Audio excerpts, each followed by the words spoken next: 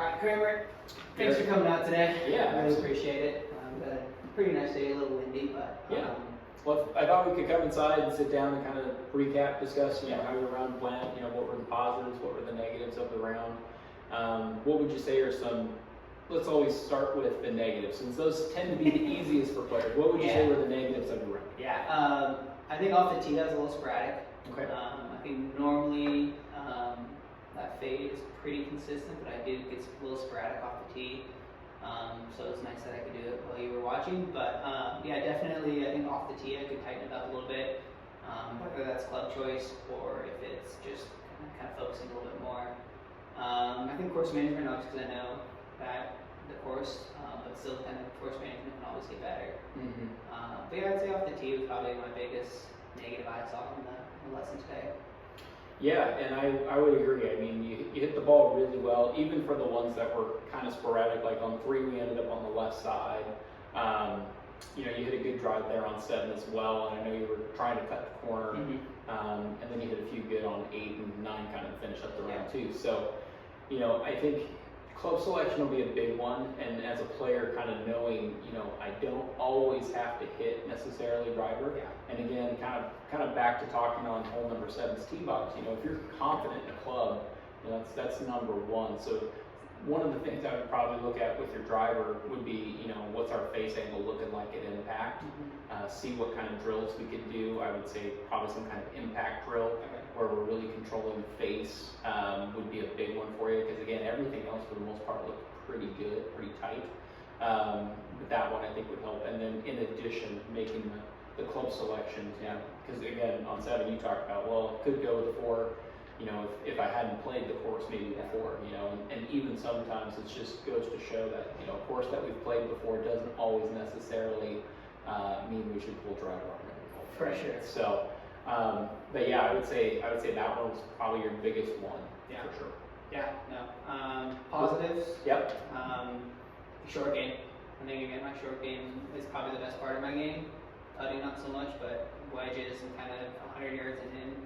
I feel like that's kind of the place I'm most confident too. So I had some pretty good wedge shots, pretty good kind of short iron, long wedge shots in there. But I think again, those are shots you can always get better on and always practice, because those are the ones where you can score better. So as a positive, I think there's always room to work. But yeah, what do you think?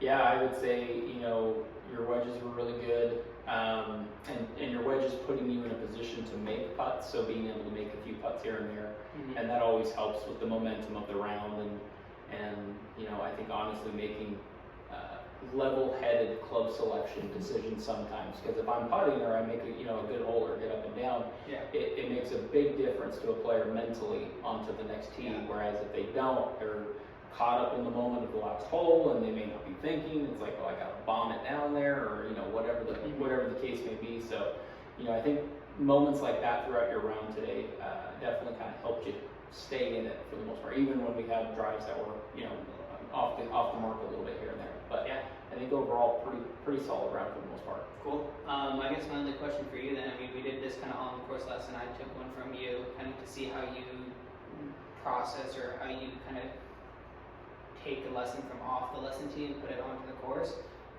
So like kind of why would you take someone from the lesson tee to an on-course lesson, or why would you choose an on-course lesson instead of instead of a lesson on the tee deck? Yeah, so I think it really varies on the skill level of the player, right? So if I have a beginning golfer, not to say I wouldn't take them on the golf course, I think it's all important to kind of expose them, but because there's such a information overload for beginners, you want to try and simplify it as best as possible. Whereas more of an advanced player like yourself, it almost seems sometimes more repetitive and more subtle type changes. Whereas beginners, again, it's more informational overload. So, I think there's value in getting the player onto the golf course. But I think initially, if I was to do a lesson, with a player right out of the gates, I'd probably start at the range just so I can assess a little bit.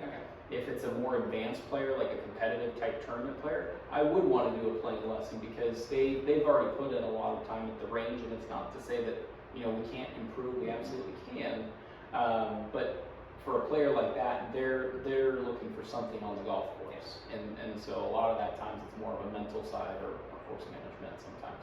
Sweet. Sometimes it's not. But yeah, I'd say for you, definitely, I think there's an advantage to do with the playing lesson, for Yeah. sure. Sweet. No, I definitely agree, and I think even for better players, they can definitely benefit from playing lessons and kind of seeing someone watch them play instead of just someone watching them their swing. They can watch them how they manage the course and everything like that. But Yeah. really appreciate you helping me out today, and thank you for. Yeah, absolutely. Happy to do it. It was a lot of fun. Thanks, Garrett. Let's go.